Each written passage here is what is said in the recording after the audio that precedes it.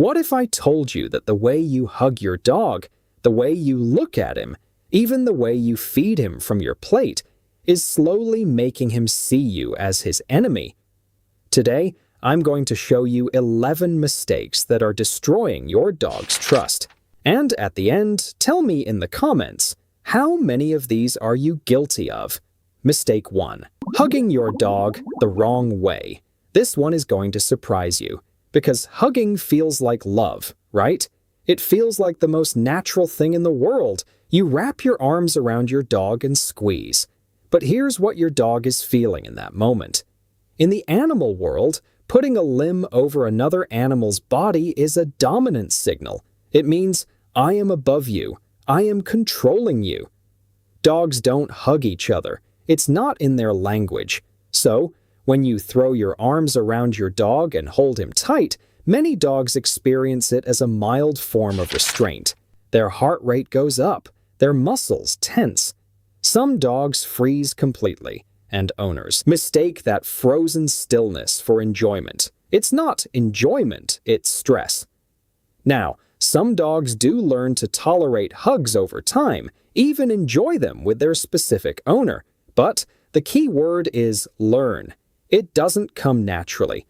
And if you're hugging a dog who is already nervous, already unsure of you, that hug might be the exact moment he decides, this person makes me feel trapped. You thought touch was the problem. But what if your dog is even more disturbed by something you do with your eyes? This next one will genuinely shock you, staring directly into their eyes. Eye contact.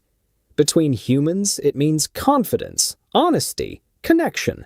Between a dog and a stranger, or even between a dog and an owner who hasn't fully built trust yet, it means something very different. In dog language, a prolonged direct stare is a challenge. It's what dogs do right before a fight. It's a signal that says, I am watching you. I am not backing down. When you stare into your dog's eyes trying to show love or establish authority, your dog might be reading it as aggression. You'll see the signs if you know what to look for. A dog who looks away quickly, who licks his lips, who yawns suddenly, who turns his head to the side. These are all calming signals. Your dog is trying to de-escalate a situation that you started without even knowing it. The irony is devastating. You're staring at your dog trying to connect, and he's desperately trying to calm you down. One moment of eye contact is bad enough, but what about the pattern you build every single day without realizing it?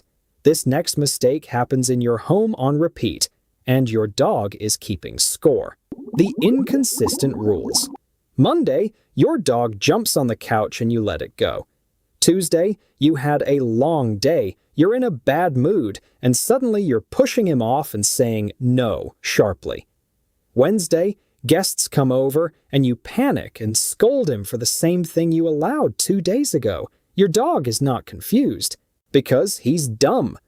Your dog is confused because you keep changing the rules without explanation. And to a dog, unpredictability is one of the most stressful things in the world. Dogs are pack animals. They thrive on structure, routine, and knowing exactly what to expect.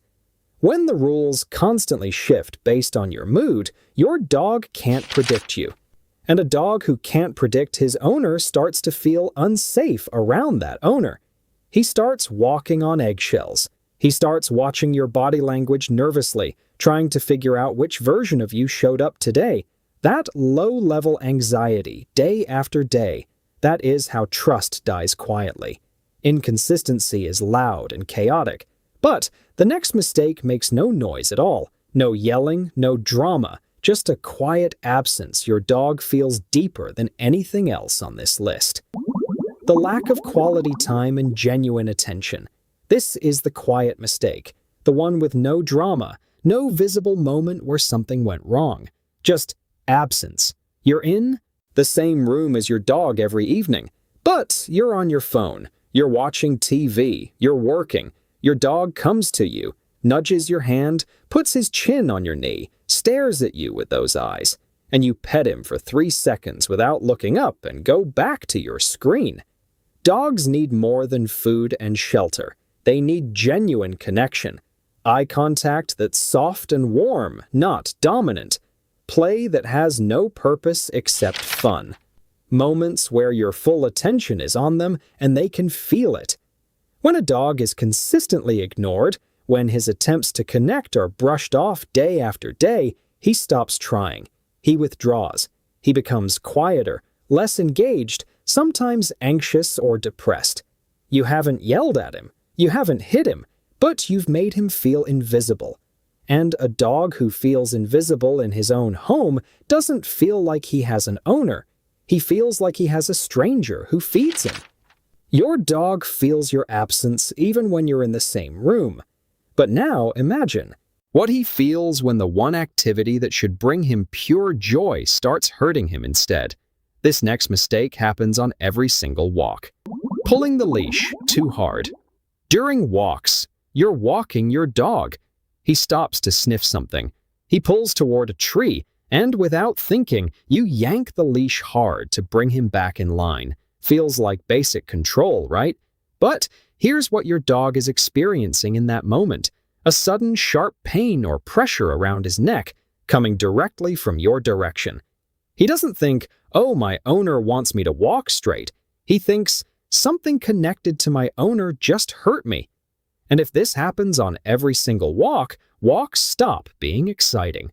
They become stressful. Your dog starts the walk already tense, already bracing for that jerk of the leash.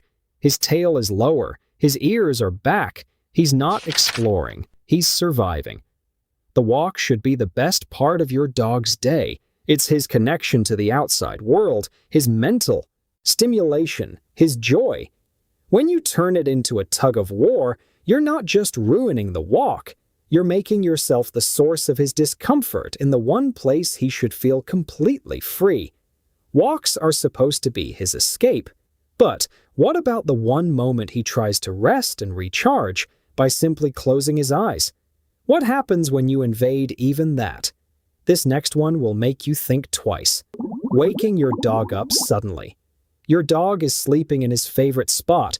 You walk over, reach down, and shake him or pick him up without warning because you need the couch, or you think it's cute, or you just want to cuddle right now. Seems harmless. But dogs, like humans, go through deep sleep cycles. And a dog who is startled awake from deep sleep is a dog whose brain fires into alert mode instantly. Because in the wild, being suddenly woken up meant danger. His heart is pounding. His instincts are screaming, and the first thing he sees is a hand coming at him. Even the gentlest dog can snap in this moment, not out of aggression, but out of pure instinct. And then owners get confused. He bit me out of nowhere. It wasn't nowhere. You just didn't speak his language. A dog who gets woken up suddenly enough times starts sleeping with one eye open around you. He can't fully relax in your presence. And a dog who can't relax around you is a dog who never truly feels safe with you. Your hands startled him awake. Now let's talk about what your hands do at the dinner table, and how one innocent habit is quietly training your dog to distrust you every single meal. Feeding table scraps in the wrong way. Okay, so feeding your dog human food occasionally is one thing, but the way most owners do it is creating a massive problem that slowly poisons the relationship. Here's the scenario. You're eating, your dog sits next to you with those eyes, and you cave. You hand him something from your plate. Harmless, right? But what you've just done is teach your dog that begging works. That if he stares at you long enough, whines enough, nudges your arm enough, he gets rewarded. So he does it more. And then you get frustrated. You start pushing him away. You start saying no sharply when he does the exact behavior you trained him to do. Now, your dog is completely confused. The same action that got him a treat yesterday is getting him scolded today. You taught him to beg, and now you're punishing him for begging. From his perspective, you are completely unpredictable. And unpredictable owners, as we've already talked about, are owners that dogs learn not to trust. Your dog spent all day waiting for you to come home, and the moment you walk through that door, the way you react in those first 10 seconds is either building his trust or quietly destroying it. Bad greeting energy. When you come home, you walk through the door and your dog goes absolutely crazy, jumping, spinning, barking, and you match his energy completely. You get high-pitched you roughhouse. You let him jump all over you because it feels like love.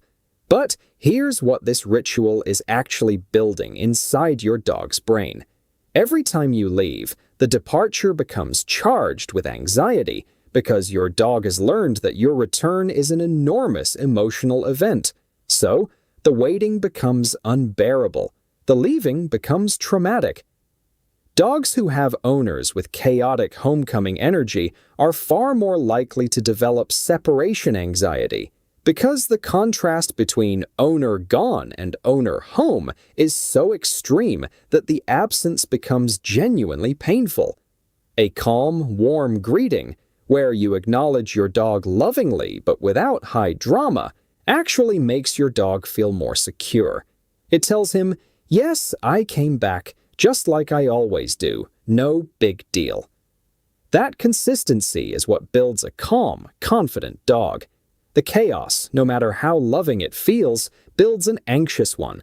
You control his food, his walks, his sleep, his greetings. But have you ever stopped to ask, does your dog get to decide anything at all?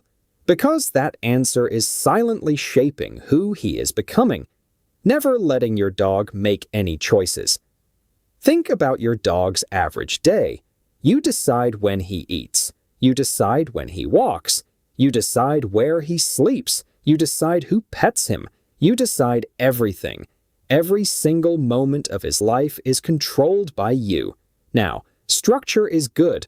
Routine is healthy. But there's a difference between healthy structure and complete control over every micro-decision in your dog's life. Dogs who are never allowed to make any choices, who to approach, which direction to sniff, when to engage or disengage, develop something behaviorists call learned helplessness. They stop trying. They become passive, withdrawn, sometimes depressed, because they've figured out that nothing they do matters. Their preferences are irrelevant. Their instincts are constantly overridden. A dog who has zero agency in his own life is not a happy dog. He's just a very obedient prisoner. Letting your dog sniff where he wants on a walk, choose which toy he wants to play with, approach a stranger in his own time, these small freedoms matter more than most owners realize. You've been making every decision for him his entire life. But here's the one thing you've never thought to do after a bad moment between you two, and it might be the most powerful thing on this entire list: never apologizing to your dog. This might sound strange. Dogs don't understand apologies the way humans do. But stay with me here. When you've had a bad day and you were short with your dog, when you pushed him away when he wanted attention, or spoke harshly, or ignored him for hours, what do you do after? Most owners just move on. The moment passed, you feel better, you act normal again, but your dog is still carrying the residue of those earlier interactions. He's still a little uncertain, a little cautious around you. The apology a dog understands isn't words, it's intentional repair. It's sitting with him calmly after a tense moment. It's a slow blink and soft voice that says, "We're okay." It's a gentle 5-minute play session that resets the emotional temperature between you. Owners who actively repair after difficult moments build something extraordinary with their dogs. A relationship where the dog knows that even when things get tense, it always comes back to safety. That is not just good ownership. That is the foundation of complete, unbreakable trust. And if broken trust can be repaired, imagine how much damage is being done by something as simple as the words you use every single day.